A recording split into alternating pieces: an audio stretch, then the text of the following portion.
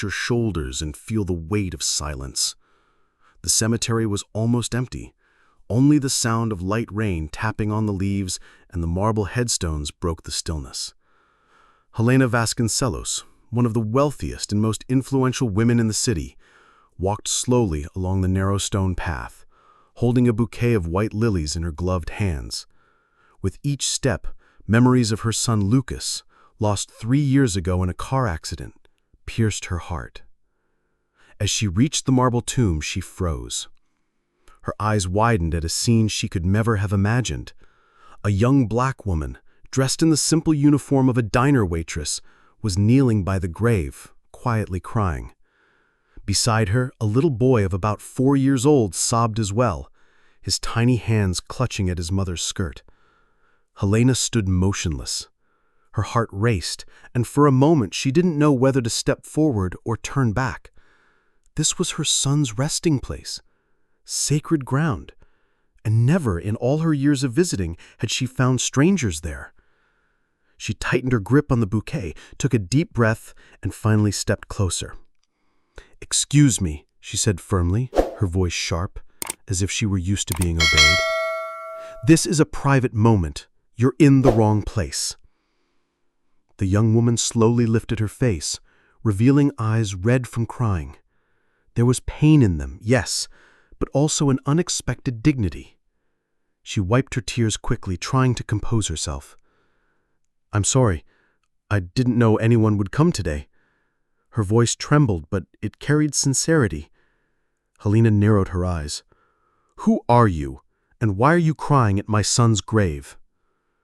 At that moment, the boy who had remained silent until then looked up at her.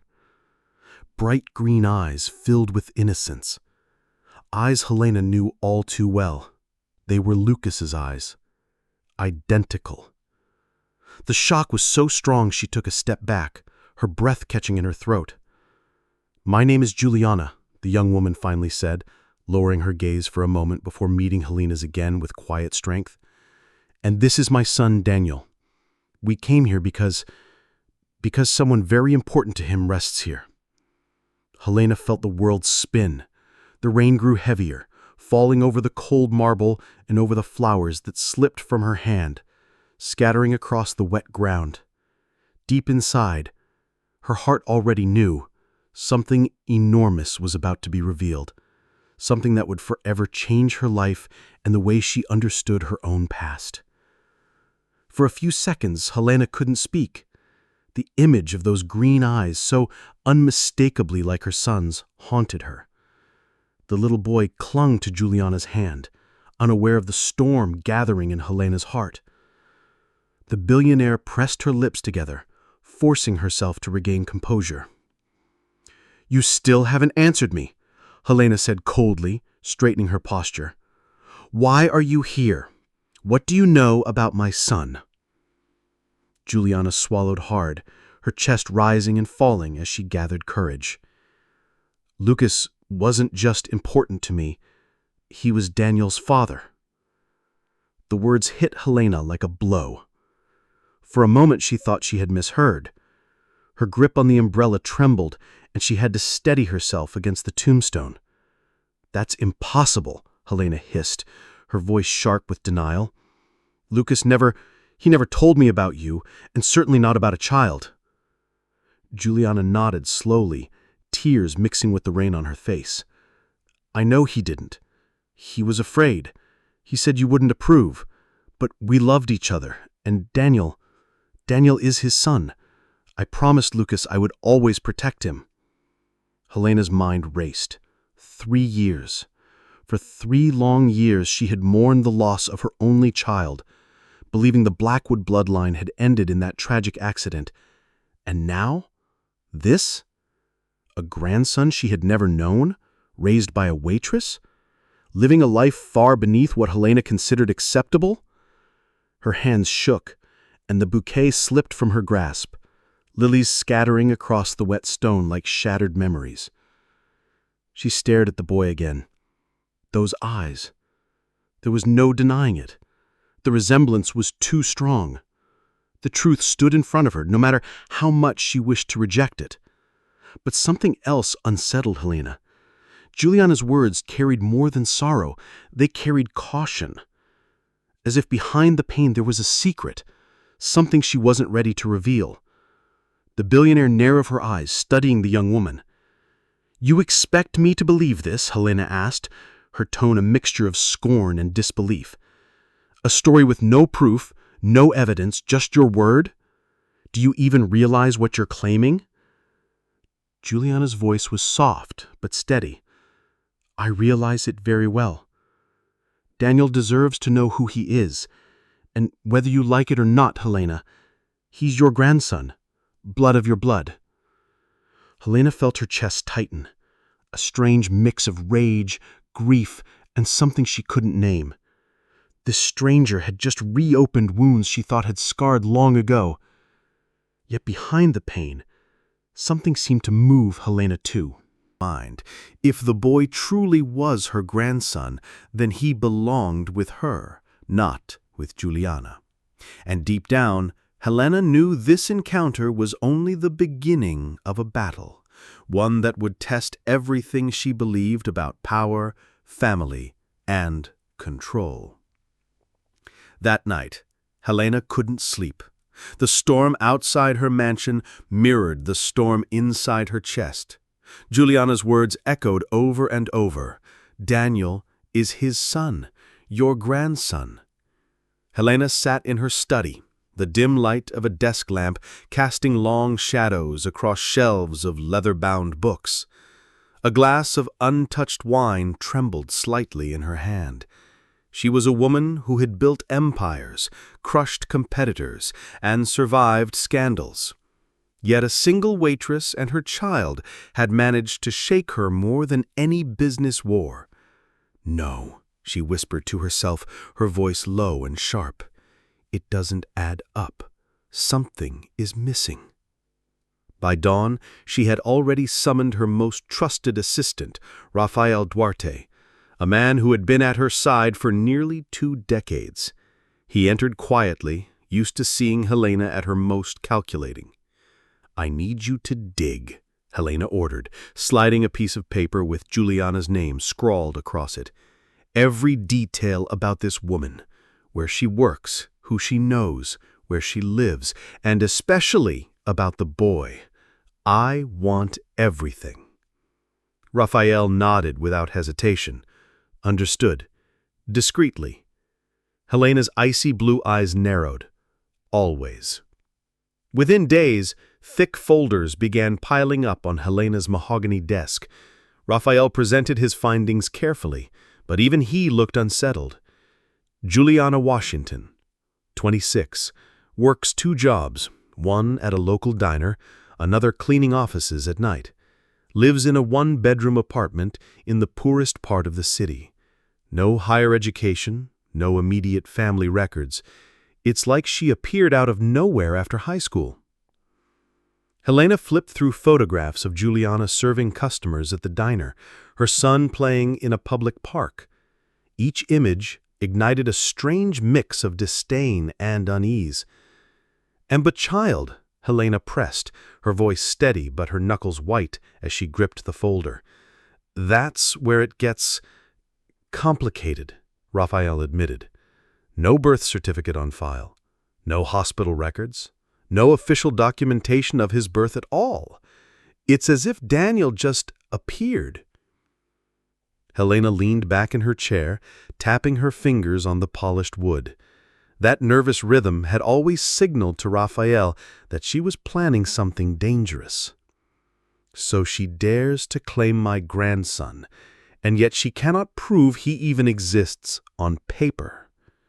For the first time in years, Helena felt a flicker of excitement, not joy, but the thrill of a hunt. This wasn't just about grief anymore. This was about control. If Daniel truly was her grandson, she would claim him. If not, she would expose Juliana for the liar she must be. And as the rain poured outside, Helena whispered to herself, "She thinks she can play games with me. She has no idea who she's dealing with." What Helena didn't know was that Juliana wasn't as defenseless as she seemed, and behind those cautious eyes, she carried secrets powerful enough to bring even Helena's empire to its knees. 2 weeks later, Juliana stood at the base of the Blackwood Tower, staring up to the 60 floors of steel and glass that gleamed under the morning sun. The building itself seemed to mock her, a giant monument to wealth and power, daring her to step inside. She clutched her thrift store suit jacket tighter, her palms damp with nervous sweat. Daniel was a daycare, safe for now, but she knew today could change everything. Inside, Helena was already waiting. Her office at the very top of the tower was designed to intimidate. Floor-to-ceiling windows framed the city skyline, and every piece of furniture whispered luxury and power. She sat behind a vast oak desk, her posture regal, her icy gaze fixed on the door. When Juliana entered, the air itself seemed to shift. She didn't smile. She didn't offer a greeting. Instead, she gestured toward a chair placed deliberately lower than her own. "Sit," Helena commanded. Juliana shook her head softly. "I'll stand, thank you." Helena arched her brow but didn't argue. She opened a sleek folder and began reading aloud.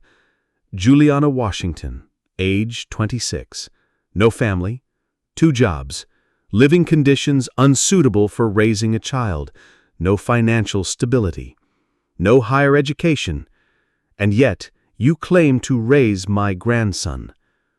Juliana's jaw tightened. Daniel is well cared for and loved. That's more than enough. Enough? Helena leaned forward, her voice like a blade. Do you think love pays for private schools, tutors, travel, opportunity? He is a Blackwood. He deserves more than your best. He deserves the best. From a drawer, she pulled out a check and slid it across the desk. $200,000. That's just to start. In exchange, Daniel comes to live with me. He'll occasionally. Juliana stared at the check as though it were venom. Slowly, she looked up, her eyes burning with fury. Are you trying to buy my son? Helena's mask of civility cracked. He's not your son. He is my grandson, blood of my blood, and frankly, a waitress cannot offer him what I can. You're young, uneducated, poor, hardly the mother he needs. Juliana laughed bitterly, though her eyes shone with tears. Mother? Do you want to know what a mother is, Helena? It's waking up in the middle of the night when he has nightmares. It's teaching him math at the kitchen table. It's reading him bedtime stories even when you're exhausted from 2 jobs. He calls me Mom. That's family, not your money. The silence that followed was heavy. Helena rose to her full height, towering over Juliana. You think your pretty speeches matter? I have lawyers, judges, politicians. You are nothing compared to me. If you don't give him to me willingly, I'll take him by force, and no one will stop me. But for the first time, Juliana smiled. It wasn't fear, it was defiance. Helena, you're underestimating me. There are things about me, about Daniel, about Adrian, things you don't know, and when you find out, your money and your power won't save you. She turned to leave, pausing at the door. The next time you want to talk about Daniel, it will be on my terms, not yours. Helena sat frozen, the check still lying torn on the floor. For the first time in decades, someone had walked out of her office with more power than her, and deep inside, a chill crept into her chest, because Juliana's confidence was no bluff. For 3 days after Juliana walked out of her office, Helena could think of nothing else. The audacity of that girl, the defiance in her eyes, it gnawed at her like a thorn she couldn't pull out. She had spent a lifetime commanding respect, bending people to her will with wealth and influence. Yet Juliana Washington, a waitress with nothing, had dared to challenge her. Helena stood by her panoramic window, watching the city below. From her perspective, the streets looked like veins feeding life into her empire, and in her mind, Juliana was a threat to that empire. "If she wants a war, then she'll have one," Helena whispered to herself. The next morning, her legal team was already assembled in the boardroom. Stacks of files and law books lined the polished table. Richard Thornton, her lead attorney, adjusted his tie nervously as Helena entered. She had seen her ruthless in boardrooms, but today there was something sharper in her eyes, something personal. "I want custody of the boy," Helena declared without preamble. "Full custody. Use every angle, every law, every judge who owes us a favor. I don't care how long it takes or how much it costs." Richard hesitated. "Helena, the court favors biological mothers unless there's proven negligence. Juliana works 2 jobs, yes, but she provides care. It will be difficult to—" Helena slammed her hand on the table, cutting him off. "Difficult doesn't exist when I'm paying you. Find a way. Prove she's unfit. Poverty, long hours away from home, no father. Build the case. I will not lose to her." The lawyers exchanged uneasy glances, but nodded. They had witnessed her dismantle corporations and ruin reputations with less passion than this. Meanwhile, across town, in her tiny apartment, Juliana sat on the floor with Daniel, helping him stack colorful blocks into a crooked tower. Her phone buzzed with an email notification. She opened it and froze. A formal notice from the court. Helena Blackwood had already filed a petition for custody. For a moment, panic washed over her. The weight of Helena's power, the endless money, the lawyers, the influence. It was overwhelming. She glanced at Daniel, who giggled as his block tower collapsed. His laughter filled the room, and suddenly her fear hardened into resolve. "They think I'm defenseless," Juliana murmured, stroking Daniel's hair. "But they have no idea how long I've been preparing for this." She pulled out a small wooden box hidden under her bed. Inside were carefully organized folders, letters, photographs, and documents she had been gathering for years. Evidence, proof, secrets. Each piece was a part of a puzzle Helena didn't even know existed. While Helena believed she was about to crush Juliana with her influence, she had no idea she was walking into a trap that had been set long before their paths crossed at the cemetery. And for the first time, Juliana whispered to herself with conviction, "This isn't just about Daniel anymore. This is about justice, and justice is on my side." Helena thought she had the upper hand.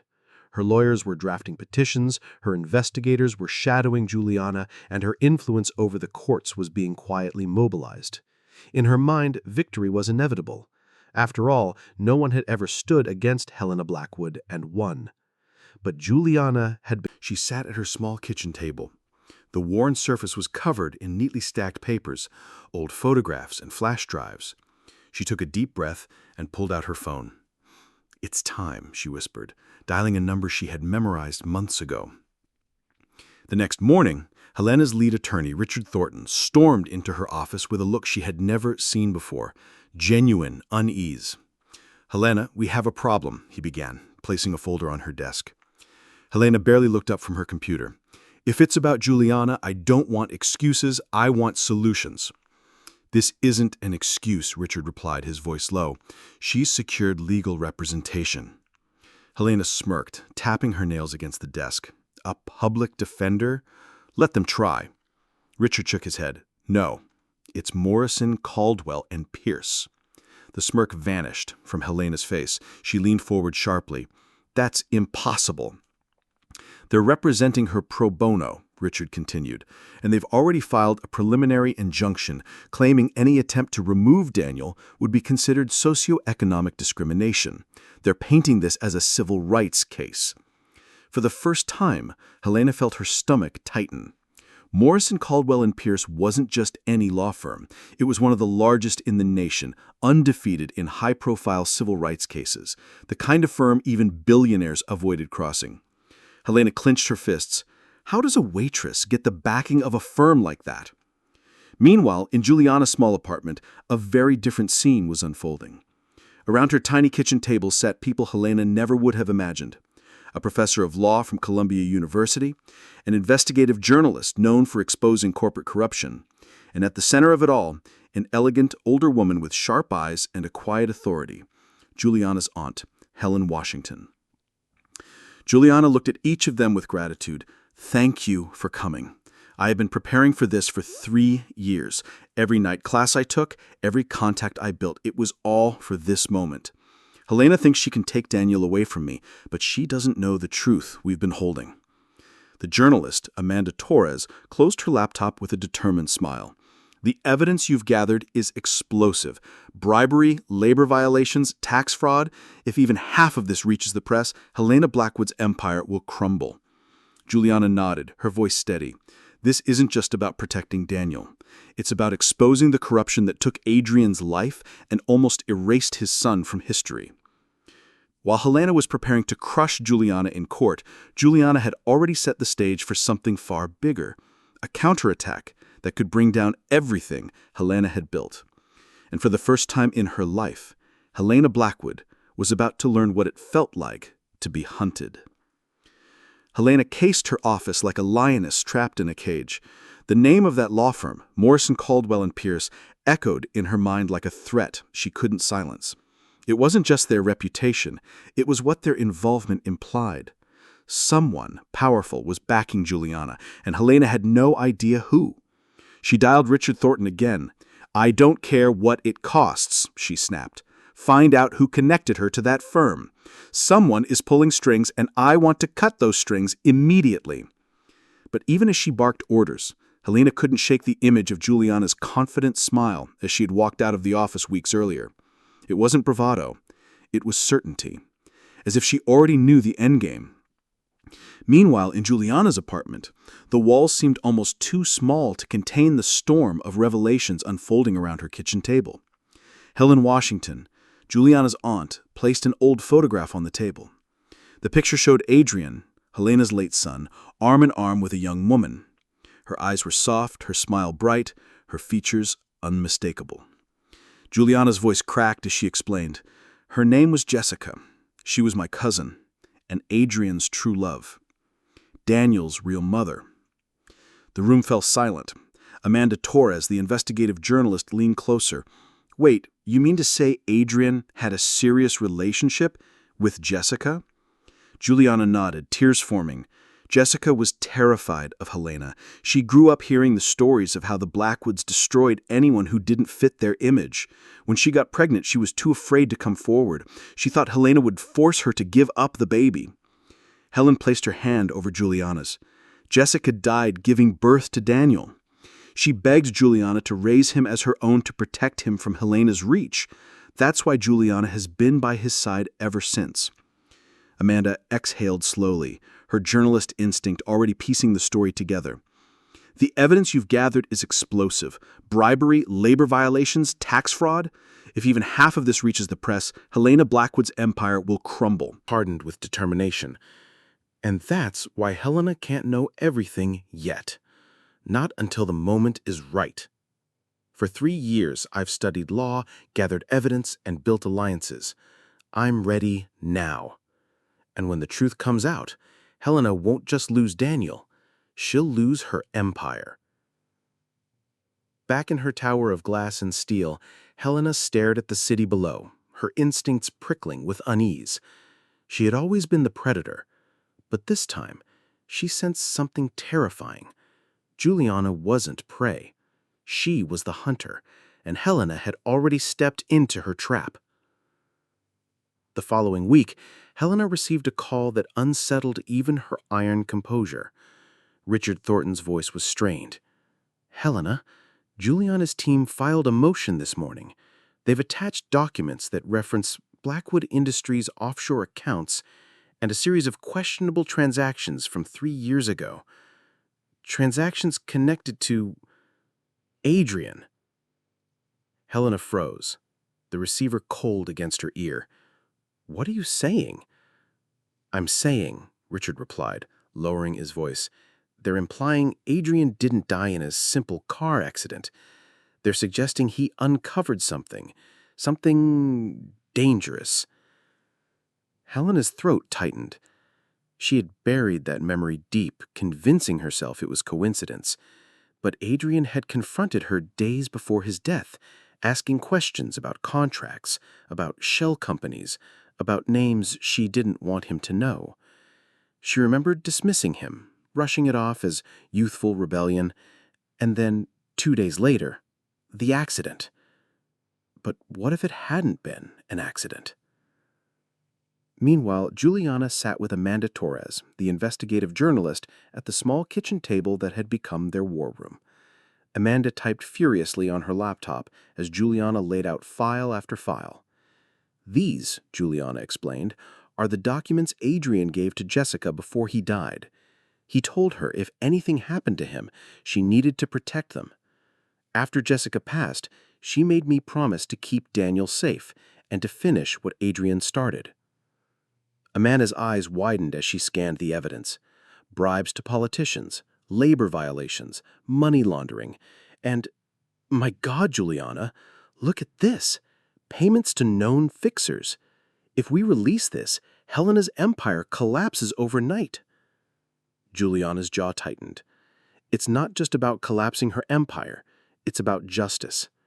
Adrian died trying to do the right thing. He wasn't reckless. He was silenced. At that same moment, Helena stared at herself in the mirror of her penthouse bathroom. For the first time in decades, her reflection looked fragile. She whispered to her own image, "No one can ever know." But deep down, she sensed the walls closing in. Her enemies weren't faceless competitors this time. They were people with names, with purpose, and they had the one weapon money could never silence: the truth. As Amanda prepared her first explosive article, Juliana stood by Daniel's bedroom door, watching him sleep. She knew once this storm broke, their lives would never be the same. But she also knew one thing for certain: Adrian's death would no longer be hidden in the shadows. Helena Blackwood's past, every crime, every betrayal, was about to be dragged into the light. Monday morning began with chaos. Helena woke up to 37 missed calls and a dozen frantic messages from her executives. When she opened her tablet, the headline of the Metropolitan Journal nearly made her drop it. "Empire built on corruption. Blackwood Industries under federal investigation." Her hands shook as she scrolled. Photographs of secret documents, charts of offshore accounts, testimonies from former employees, all laid out in painstaking detail. Amanda Torres's byline glared back at her. Within hours, the fallout began. The Securities and Exchange Commission froze Blackwood Industries stock. The IRS issued search warrants. Federal agents stormed the company's headquarters, cameras capturing the spectacle for national news. Employees filed out of the building carrying boxes, their faces pale with fear. From her penthouse, Helena watched it unfold live on television, her name plastered across every screen. The empire she had spent decades building was unraveling in a single day. Her phone rang. Richard Thornton, her lawyer, didn't bother with politenesses. "Helena, it's over.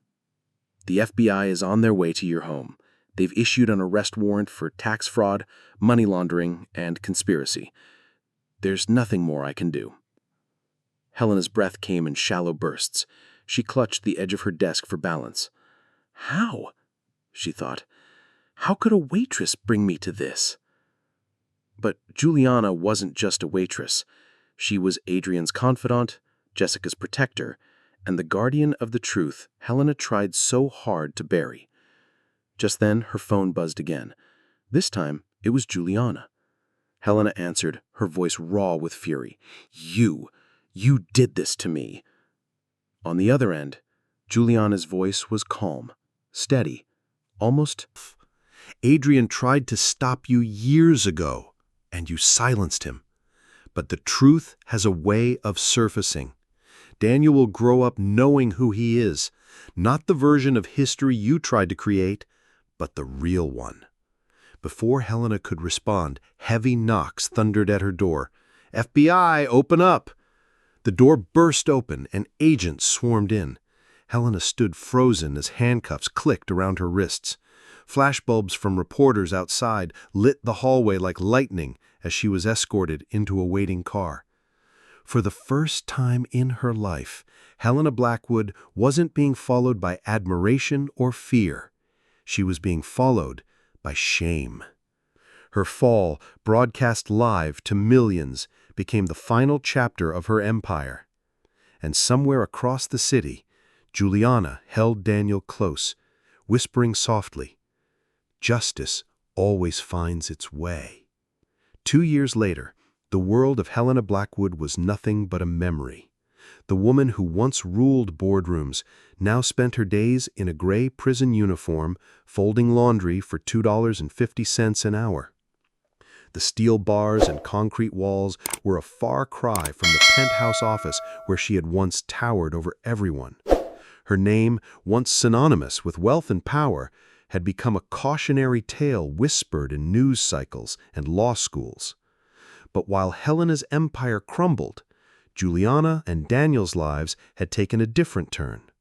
On a bright autumn morning, Daniel rushed out of school in his crisp uniform, violin case bouncing against his back. His smile stretched ear to ear as he spotted Juliana waiting at the gate. "Mom, did you see? My teacher says I'm a natural just like Dad," he exclaimed, holding the small instrument high like a trophy. Juliana's heart swelled. She knelt, hugging him tight, her eyes misting. "Your father would be so proud, Daniel, and so am I." Their lives were no longer defined by struggle. After the courts restored the inheritance stolen from Jessica's family, Daniel had become the rightful heir to the legitimate Blackwood estate. But Juliana never allowed money to define them. Their modest home was filled, not with luxury, but with warmth, laughter, and the kind of love Helena's empire had never known. Helen Washington, Juliana's aunt, visited often, bringing stories of their family's resilience. She taught Daniel that true strength wasn't about wealth or titles, but about dignity and character. The best revenge, she often told him, isn't destroying your enemies. It's building something so beautiful they regret not being part of it. Juliana carried those words in her heart. She knew Daniel's future was bright, but more importantly, she knew it would be built on truth.